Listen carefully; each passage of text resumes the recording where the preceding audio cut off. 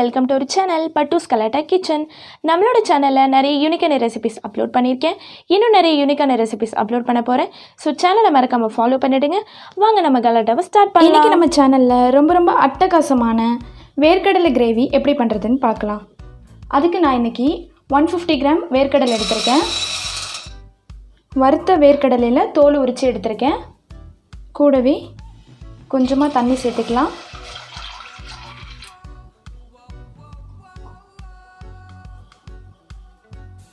சேர்த்துட்டு தேவையான அளவு உப்பு சேர்த்துக்கலாம். சேர்த்ததுக்கப்புறமா இந்த குக்கரை மூடிடலாம். இது மிதமான சூட்டில் ஒரு 4 விசில் வர வச்சுருங்க. நம்மளோட வேர்க்கடலை ரெடி ஆகிருச்சு. இப்போ ஒரு பேனில் ஒரு 2 டேபிள் ஸ்பூன் அளவுக்கு எண்ணெயை சூடு பண்ணிக்கோங்க.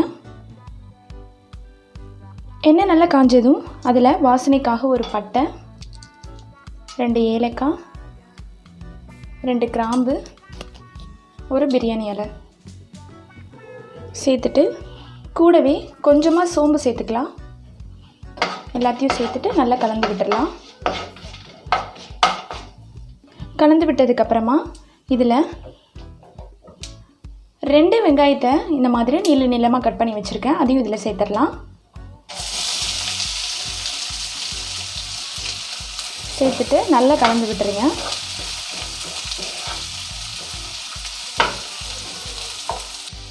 கூடவே கொஞ்சமாக உப்பு சேர்த்துக்கலாம். வெங்காயம் நல்லா வதங்கி பொன்னிறமாகணும், அது வரைக்கும் நல்லா வதக்கிடலாம்.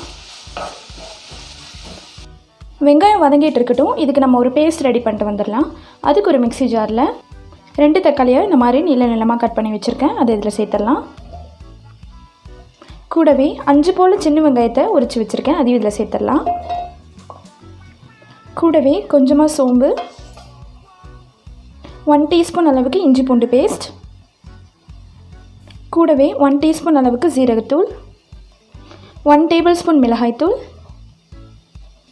1 டேபிள் ஸ்பூன் கரம் மசாலா, கூடவே 2 டேபிள் ஸ்பூன் மல்லித்தூள், கூடவே நம்ம வேக வச்ச வேர்க்கடலை ஒரு 10-15 போல் சேர்த்துருக்கேன். கடைசியாக ஒரு 5-6 போல் முந்திரி பருப்பு எல்லாத்தையும் சேர்த்ததுக்கப்புறமா கூடவே கொஞ்சமாக தண்ணி சேர்த்துட்டு இதை நல்லா அரைச்சிட்டு வந்துடலாம். இப்போ நம்மளோட பேஸ்ட் ரெடி ஆகிருச்சு.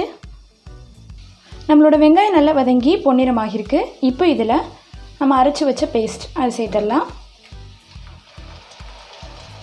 சேர்த்துட்டு இதை நல்லா கலந்து விட்டுடலாம்.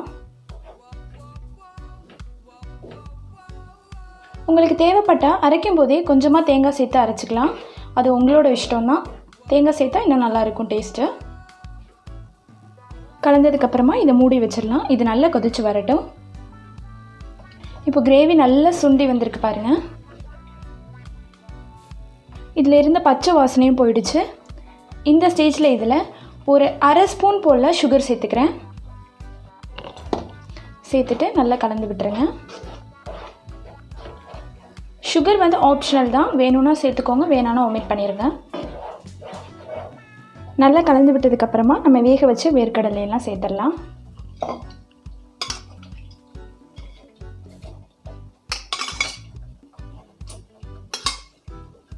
நம்ம வேக வச்ச தண்ணியோடையே நான் வேர்க்கடலாம் சேர்த்துருக்கேன்.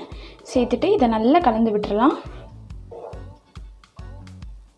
கலந்து விட்டதுக்கப்புறமா இதை மூடி போட்டு மூடி வச்சுருங்க.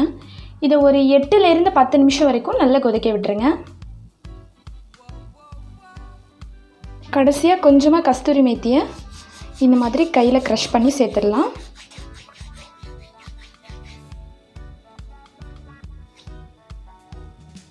சேர்த்துட்டு நல்லா கலந்து விட்டுட்டு ஸ்டவ் ஆஃப் பண்ணிடுங்க. அவ்வளோதான், நம்மளோட வேர்க்கடலை குருமா ரொம்பவே அட்டகாசமாக ரெடி ஆகிருச்சு. பாருங்கள், இதை வந்து பூரி, சப்பாத்தி, தோசை இதுக்கெல்லாம் வச்சு சாப்பிட்டா ரொம்ப அட்டகாசமாக இருக்கும். இந்த மாதிரி செஞ்சு கொடுத்தா குழந்தைங்களும் ரொம்பவே விரும்பி சாப்பிடுவாங்க. இதோட டேஸ்ட்டும் ரொம்ப சூப்பராக அட்டகாசமாக இருக்கும். இதை நீங்களும் உங்கள் வீட்டில் கண்டிப்பாக ட்ரை பண்ணி பாருங்கள். ட்ரை பண்ணி பார்த்துட்டு எங்களுக்கு கமெண்ட் பண்ணுங்கள். இந்த வீடியோ உங்களுக்கு பிடிச்சிருந்துச்சுன்னா லைக் பண்ணுங்கள், ஷேர் பண்ணுங்கள், கமெண்ட் பண்ணுங்கள். மறக்காமல் எங்கள் சேனலை சப்ஸ்கிரைப் பண்ணிவிடுங்க. அப்படியே பக்கத்தில் இருக்க பெல் ஐக்கானையும் கிளிக் பண்ணிவிடுங்க. நாளைக்கு ஒரு புதிய வீடியோவோட மீண்டும் சந்திக்கலாம். பாய்.